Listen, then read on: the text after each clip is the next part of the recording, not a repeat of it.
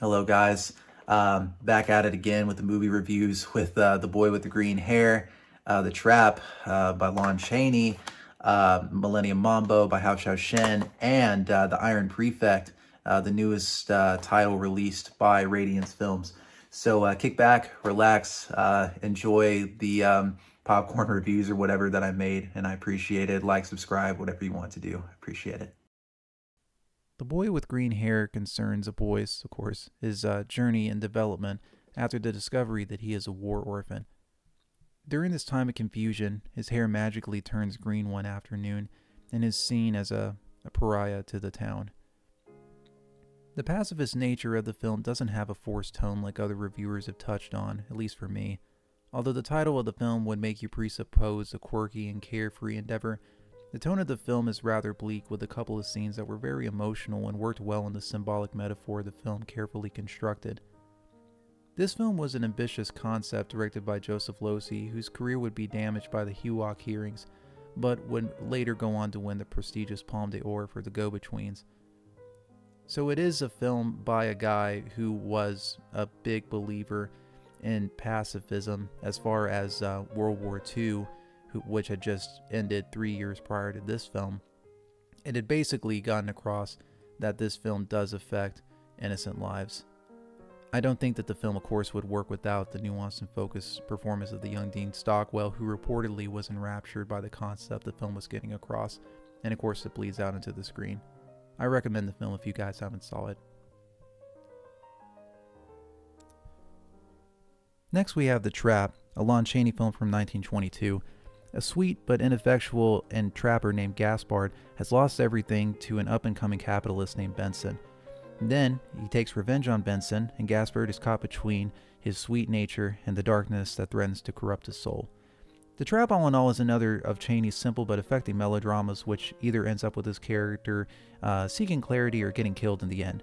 The highlights are maybe the funniest intertitles that I've ever seen in a silent film, and Chaney's performance, which, albeit over the top in some sections, can be moving and effectful in others.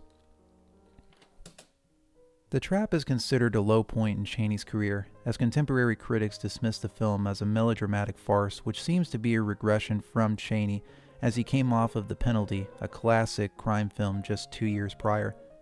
I speculate that it was Chaney's first film getting his hand at directing a film, since he wrote most of the screenplay. And he stated later that he himself needed direction because he could get carried away with his acting, and it definitely showed during this movie.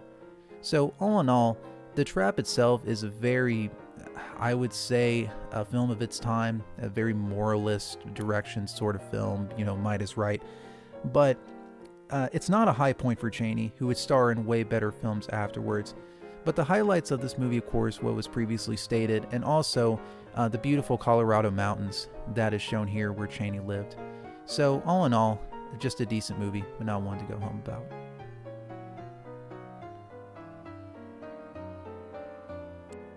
Millennium Mambo, directed by Hao Xiao Shen in 2001, is about a girl that lives in the club underworld of Taiwan at the turn of the last century. Delusioned by her toxic relationship with her boyfriend, she further escapes deeper into loneliness, and the film becomes a meditation on devotion and identity. Millennium Mambo is a strange film for me to think about. On one hand, the mise-en-scène is wonderful and gives us a depth to the image that few directors have achieved in the time that I have been watching.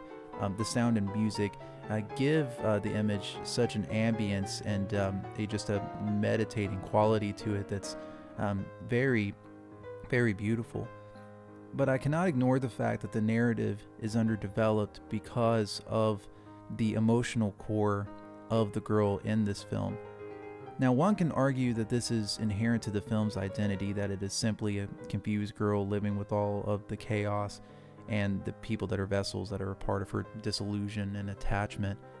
But I never got behind the character in this film, and since it's central to the film, along with the moving image and the sound, it was a very disappointing watch for me personally, just coming off from like Flowers of Shanghai that Hao Xiaoshen had made 2 or 3 years prior. So if you are a fan of these vibe films, then definitely go ahead and give this a watch, but it just simply wasn't for me.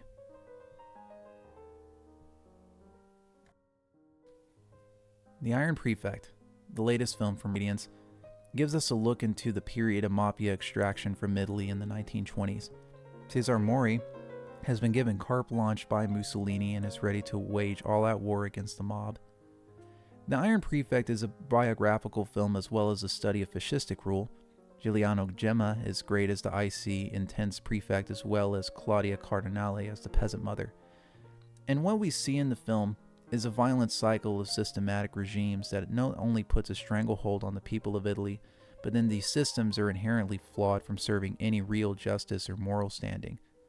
In the scenes of the siege on a small little town, we know that it is the fascistic rulers that have the idea in their mind that it has to be La Cosa Nostra that is ruining these towns and creating the crime. But it has become such a part of their identity that they have to rely on the La Cosa Nostra to survive. So it is just chaotic and disruptive for everyone involved.